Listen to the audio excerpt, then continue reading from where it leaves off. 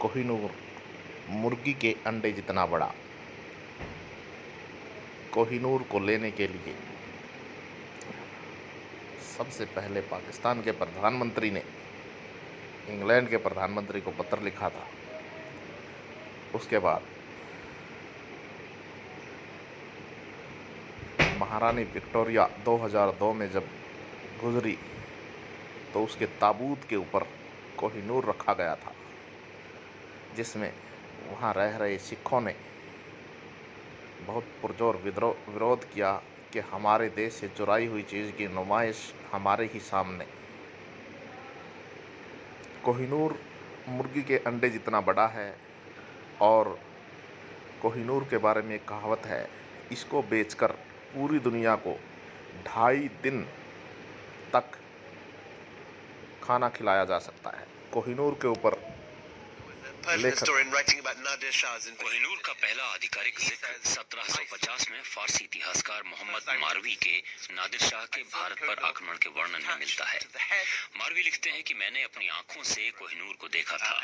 वो इस समय तख्ते ताऊस के ऊपरी हिस्से में जड़ा हुआ था, जिसे नादिर शाह दिल्ली से लूटकर हेरात ले गया था। कोहिनूर मुर्गी के अंडे के बराबर था और जिसके बारे में कहा जाता था कि उसे बेचकर पूरी दुनिया के लोगों को 2.5 दिन तक खाना खिलाया जा सकता था। तख्ते ताऊस को बनाने में ताजमहल से दोगुना धन लगा था। बाद में कोहिनूर को तख्ते ताऊस से निकाल लिया गया था ताकि नादिर शाह इसे अपनी बाह में बांध सके। नादिर शाह ने करनाल के पास अपने 1.5 लाख सैनिक मुगल बादशाह मोहम्मद शाह रंगीले की 10 लाख लोगों की सेना को हराया था। दिल्ली पहुंचने पर नादिर शाह ने ऐसा कत्लेआम करवाया जिसके उदाहरण इतिहास में बहुत कम मिलते हैं। मशहूर इतिहासकार विलियम फ्लोर एक लेख में लिखते हैं, जैसे ही नादिर शाह के 40,000 सैनिक दिल्ली में घुसे, अनाज के दाम आसमान पर चले गए।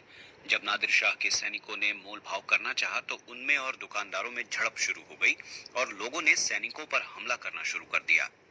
दोपहर तक 900 फारसी सैनिक मारे जा चुके थे। तब नादिर शाह ने दिल्ली की आबादी के कत्लेआम का आदेश दिया।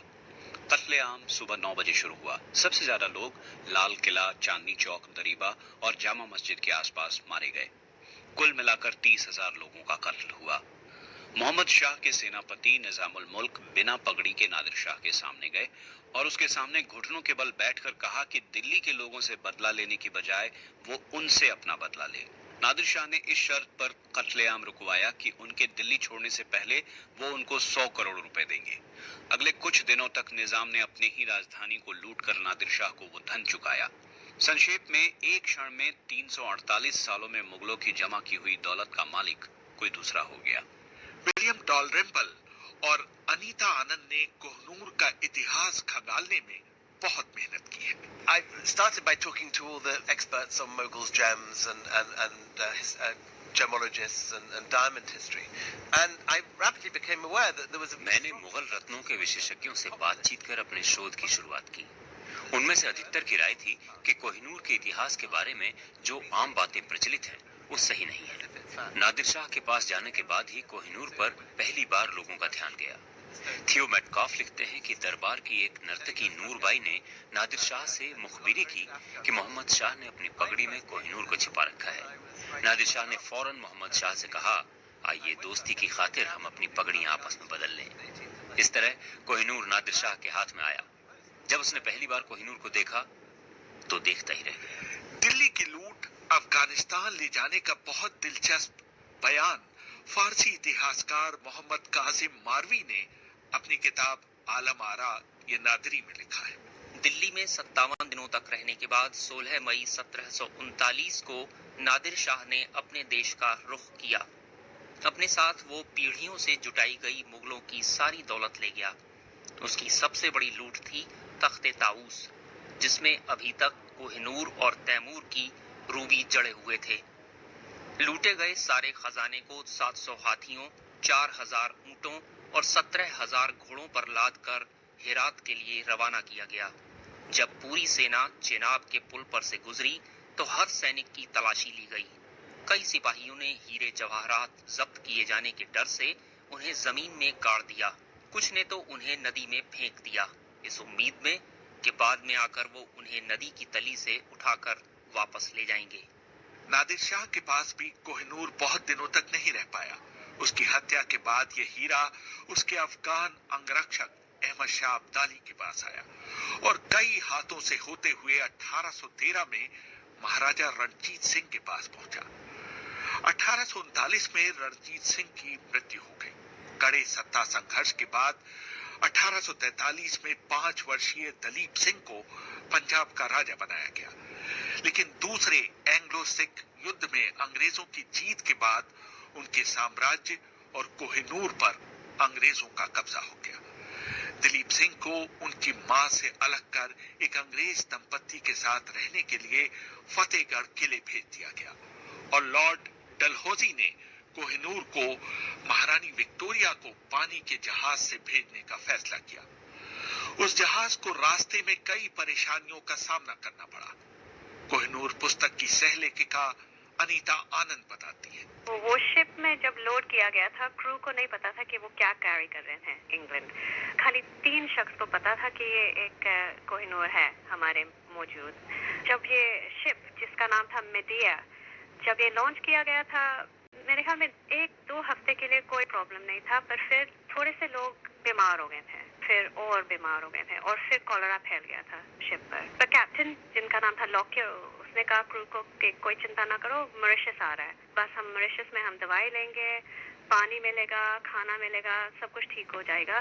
पर जब मॉरिशस अप्रोच किया शिप ने मेडिया, मॉरिशन लोगों ने कहा हमें नहीं चाहिए प्लेग शिप, तो उन्होंने थ्रेटन किया कि अगर तुम पास में आओगे मैं कैनन से तुम्हें ब्लो करेंगे वाटर से। क्रू जो ऑलरेडी ऑलमोस्ट डेड थे कॉलरा से, और काफी सारे लोग I think were very very sick at this time, pray कर रहे थे बस हमें इंग्लैंड पहुंचने दो, बस इंग्लैंड पहुंचने दो।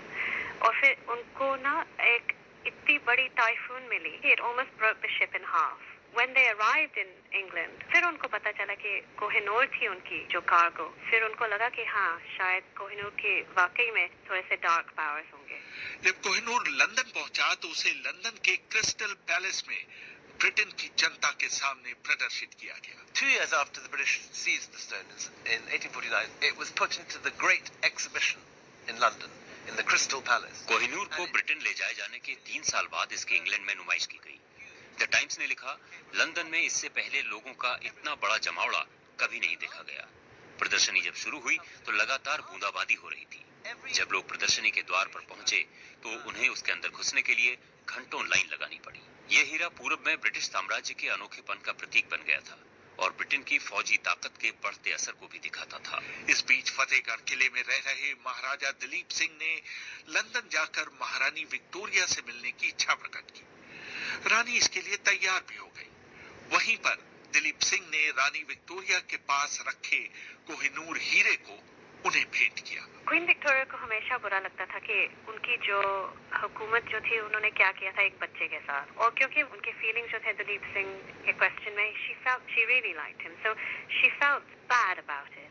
And even though कोहिनूर आई थी 2 years before Dalip Singh, she never wore it in public. She never felt comfortable क्योंकि शायद लगता था उनको कि दलीप क्या सोचेगा। तो एक था पोर्ट्रेट पेंटर उस जमाने में बहुत मशहूर, विंटर हाउटर नाम था। उसने कहा था कि विंटर हाउटर तुम एक पोर्ट्रेट बनाओ दलीप सिंह का, मैंने पैलेस में मैंने हैंग करना है। तो जबकि वो दलीप सिंह खड़ा था पोडियम पर, वो आर्टिस्ट पेंट कर रहा था, तो क्वीन विक्टोरिया ने एक गार्ड को बुलाया कि हाँ अंदर आओ, दलीप तुम ये देखना चाहते हो।